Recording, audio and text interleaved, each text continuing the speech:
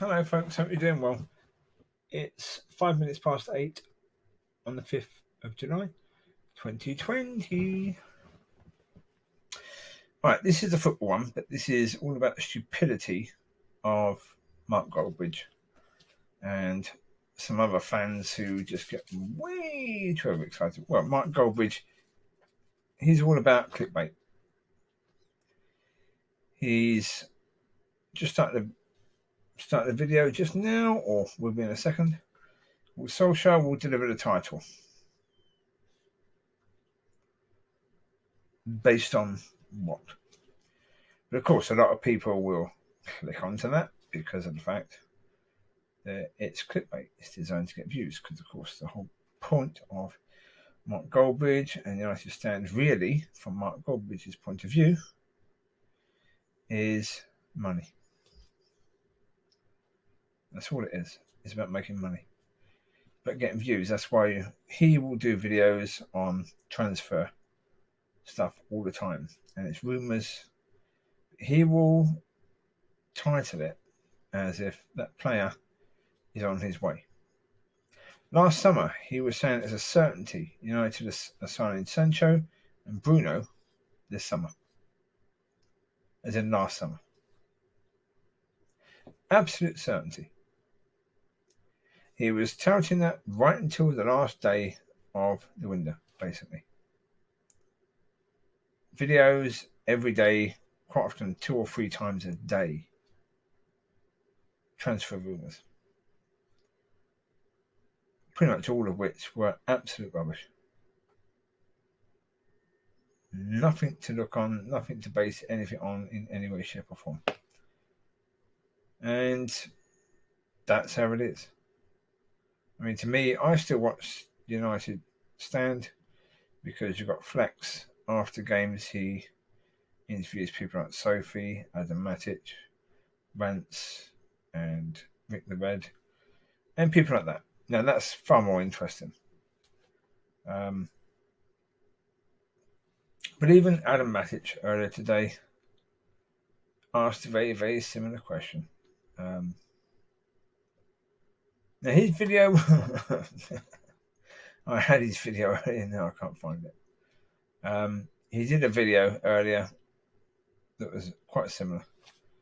If I go into his channel, I'll be able to tell you. Man United of old, can this be the turning point? What be the turning point? Yeah? United have played teams that really, the old United squads would have absolutely destroyed. Absolutely destroyed. And yeah, things are going okay at the moment, but these people have got terrible memories. Awful memories. Last year, when Ollie took over, things were going as well as they are now. And then they took a turn for the worse. And when they did, he was pretty much unable, until Bruno arrived, Ollie was pretty much unable to turn things around. He couldn't do anything at all. Then what happened? Bruno came in, and what did we see? Did we see Ollie's coaching making all the difference? No. No. Not at all. What we saw was players doing pretty much what they were doing before Bruno came in, but Bruno was trying to get the players to play in a more attacking way. He was trying to get the players to play in a more Man United way. Ollie wasn't doing that. Bruno was.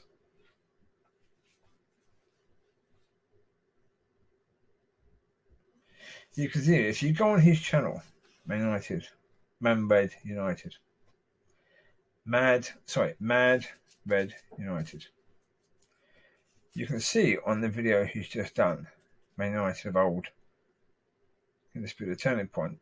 You've got a picture of Greenwood and Bruno. And Bruno is directing things. the picture of Bruno shows him as a director, basically directing stuff. So, no. To both Mad Red United, Adam, and to fake Mark, because Mark Goldbridge isn't his real name.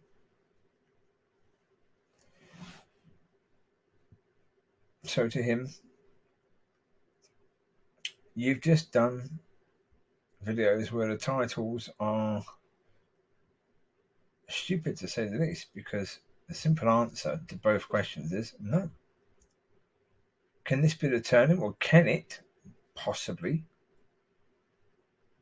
The chances are incredibly slim, but possibly, yeah. I mean, nothing is impossible. Certainly in football, nothing is impossible. Is it likely that this will be the turning point as things stand at the moment, with an incredibly inexperienced manager who people think has turned things round, even though it's quite likely it's got nothing to do with him in any way, shape, or form? Yeah, the signing of Bruno was more to the fact that Pogba was injured and looks as if he'd be out for the rest of the season. So it was also a case where the board knew, or Woodward knew, that signing Bruno would help with the share prices and sell shirts, and signing him in the winter would be a good thing, that would help. Same as signing Igalo. Igalo was all about trying to cover for injured players because Rashford was injured. That was it. There was no plans, probably when they were going into November sort of time, to make any signings at all in January, because generally speaking, United don't sign players in January.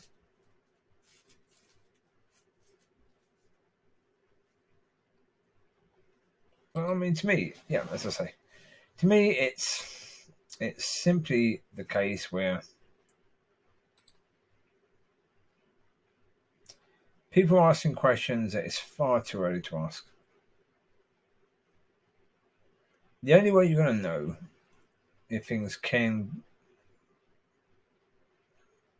turn around now properly, if Ollie is the man to actually bring the title back to United, is when things start getting a bit tough, what his decision-making ability is going to be now. They were terrible before. Are they going to improve? Has he learned anything? I mean, we know that Ollie's choices on substitutes were really poor. He was bringing players on far too late, often playing players in the wrong positions, which wasn't helping. You can hear it's raining. Again, we haven't taken the dogs out at 8 o'clock as we normally would. Today, they're playing indoors soon enough. And then hopefully take them out before bedtime. So, yeah. I mean, certainly at the moment, as I say, if in the summer,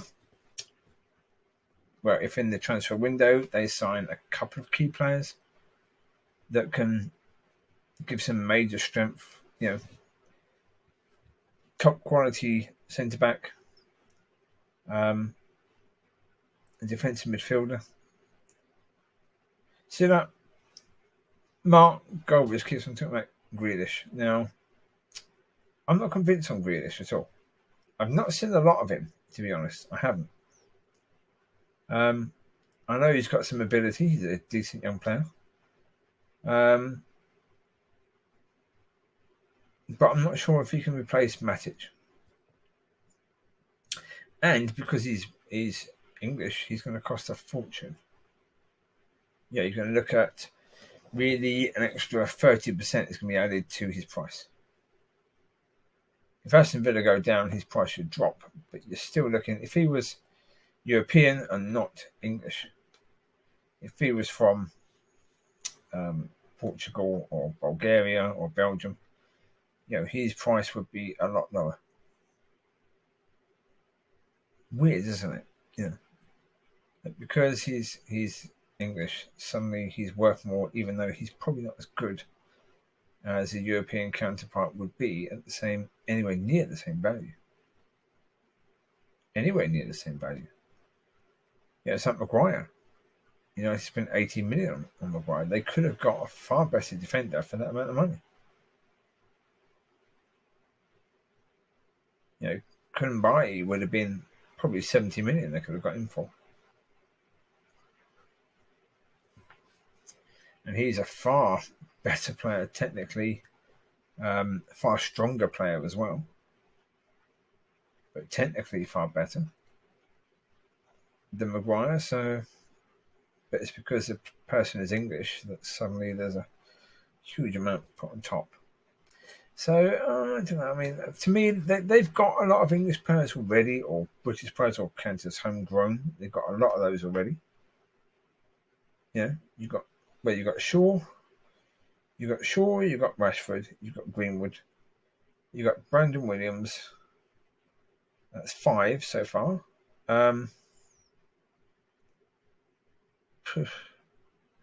Pogba counted as homegrown, so that's 6. And there's probably a few others. I mean, you've got Twanzebe, you've got all those sort of players. You know, the sort of younger ones that count as well. So they don't need another English player. You've got James as well, who's British. You know, so they don't need more British players necessarily, unless that British player is the best player that we can get. But certainly talking about Ollie to be the one to win the title back, way too early. Based on the evidence so far, you wouldn't be able to keep a straight face and seriously ask that question. Because before the break, yeah, they were doing slightly better because Bruno was the one basically orchestrating things on the pitch, and he made quite a difference. With Pogba coming back, that helps as well. But because we haven't got Fred and McTominay in the middle, who are really not attacking, not defensive, so they don't really do enough in either area, do they? They just sort of do what they do. So, yeah. But there you go. Such is life. It is what it is. But at the moment, no, I wouldn't say based on evidence. Purely based on evidence, should you even be asking that question? No. Yeah, the forward line is doing very well. You get a couple of injuries to that, then all of a sudden we're in massive trouble. And with Ollie, certainly with Ollie as a manager, oh my lord, you are likely to get injuries to your best players because he's had a habit, and he still has the same habit right now, of not resting his best players, even when they're injured. Rashford was injured. Ollie knew it, and he didn't rest him. You played him because of the fact that what mattered most was Ollie. It wasn't the team, it wasn't even the player. It was simply Ollie. That's what mattered the most. And so if Pogba is injured, if Bruno is injured, if Rashford or Martial or Greenwood is injured, likelihood is Ollie's going to keep on playing them.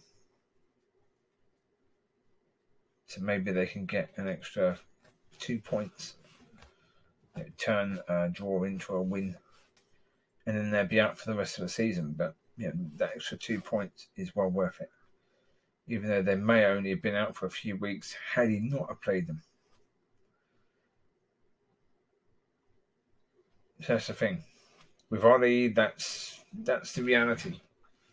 And you have to see that with Ollie. That is the reality. He is that type of manager right now.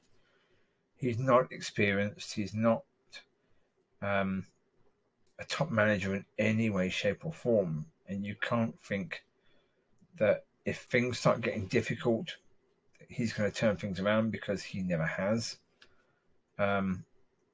He didn't at United. It was really Bruno that turned things around, not Ollie. when he was at Cardiff, things started going bad and he wasn't able to turn things around. At Molde, things never really went bad because, of course, they were the number one team in that country in Norway. So there was no one really to challenge them. It's pretty much like Rangers and Celtic in Scotland. So, yeah.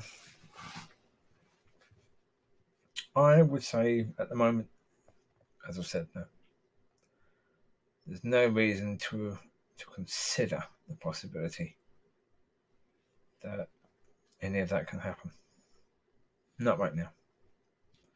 Maybe in 2 or 3 years' time, maybe once a lot more experience has been gained, maybe once he's got used to all the players and that he's been playing people in the right position for a while, you can start to look at that. But so far, no, he hasn't been doing that at all. So it's way too early. I mean, that's probably what they're saying in their videos, but then why have the title of that? Why ask that question? If it's way too early, there are better subjects to be talking about. And if some people on Twitter have raised that, you don't need to respond. You don't need to respond. Not if they're being silly. If they're asking questions where it's incredibly unlikely to be a reality, then ignore it. There's no point of even going there in any way, shape, or form. Anyway, that'll do for now. I mean, one thing I will say, I'll add to a video I did previously talking about United going wrong. Silva has been with City for 10 years. And back in 2010, it was pretty obvious that Valencia, the club he was at before, were in big trouble financially. That they'd be selling Silva, Mata, and Villa. Well, the fact United didn't go and get Silva and Villa was a pretty obvious thing at the time to say, well, come on, there's something badly wrong at the club now. Because they're not looking at those two players. Villa was a fantastic number 9, and Silva, what a player. What a brilliant player. And he's been a fantastic player for City. He would have been an absolutely glorious player for United. I mean, we knew that Scholes was going to have to retire. And getting Silva in would have made quite a difference to that. Scholes could have stepped down with no problem at all. Scholes says himself that he wanted to come back. No. I don't see that's likely. I mean, I can see it likely that he realised he probably could still play. I mean, certainly watching United after he retired, you could see quite clearly that he could still have played. I mean, Bobby Charlton could have put on some boots and played better than those midfielders. No doubt about that.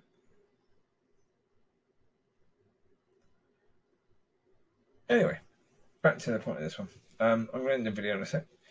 But what I will say is, compared to even then, compared to that point in time in Fergie's last few years, this team is looking good. That's all you can say. Attack-wise, they're looking good. Defence-wise, not yet. Not yet. I don't think Maguire's good enough. I certainly don't think Lindelof is good enough. Clearly, the manager doesn't think Bailly is good enough. Jones definitely isn't good enough. So centre-back, we've got a problem. We haven't really solved the problem. We've improved it a tiny bit. Lindelof and Maguire are slightly better than Smalling and Jones. Slightly better. But not enough better. Shaw, I don't particularly rate Shaw. I don't think he does enough. He doesn't do enough in attack still. He still passes the ball backwards and sideways far too much. In defence, he's okay, but he's nowhere near as good as Wan-Bissaka. And so, he needs to improve or go. So if you're talking about title contending, there's a lot still to do there. There really is. Strength in depth is going to be improved a lot, and that's going to take years to do. We need a better defence. Basically, 3 of the defenders need to be replaced for far better defenders. I'll keep Wan-Bissaka. I think defensively he's very good. Attacking, he's getting better. He's getting a lot better attacking wise. He's putting better balls in now. He's using his pace a lot more now to get past players and then whipping the ball in there. Because now there's going to be players in there. He knows that now. When he sees that Martial is in there, he goes, right, I'm going to get past his defender and whip the ball in. Does Shaw do that? Not really. Nowhere near enough. I mean, maybe that's unkind. But certainly at the moment, we don't get to see the games properly. So, maybe Shaw does more than what I give him credit for. Yeah, that's possible. But certainly centre-backs, I think we need one centre-back, at least one centre-back who is really good, world-class, top quality. So Kumbai is possibly still available. Go and get him. I'd go and get him. I'd have, him and Maguire, if possible, have those two, because at least you've got the height there, you've got a bit of strength there, because Maguire's fairly strong. Lindelof, get in the gym. Work out a bit, get some strength. Because he does get pushed off the ball way too easy. I think he needs to work on that a lot. Jones, what United need to do really is don't even let Jones train. He gets injured and when it comes to transfer windows, so United aren't able to sell him. Don't even let him train now. Just pay his wages, tell him to sit at home, rather than cotton wool. Then the next transfer window where he's fit, get rid of him, sell him. Sell him to a sort of mid-level or low-level Premier League club. Wish him well. Give him a testimonial if need be. Get him off the books. He's nowhere near good enough. Lingard, same. Bye-bye. Pereira, bye-bye. I would get rid of probably Fred as well. I know Fred had some good games, but good compared to the way he was playing initially. Initially, he was really poor. Before the breakup, he had some fairly good games. But he's not a defensive midfielder. He's not really an attacking midfielder. He's a midfield centre. Now, the problem is United don't really need a midfield centre. We've already got McTominay to do that, and we've got youngsters who could come in and do it as well, and they're going to be given a chance. And if they're looking at someone like Grealish as well, but then you don't need 3 midfield centres, really. McTominay will be counted as homegrown. Fred isn't. So I'll get rid of Fred this summer. That's okay. You need to go. Certainly if United are bringing in a midfielder, be it Grealish or defensive midfielder. I would personally go for a defensive midfielder because you've already got McTominay who can come in as a midfield centre.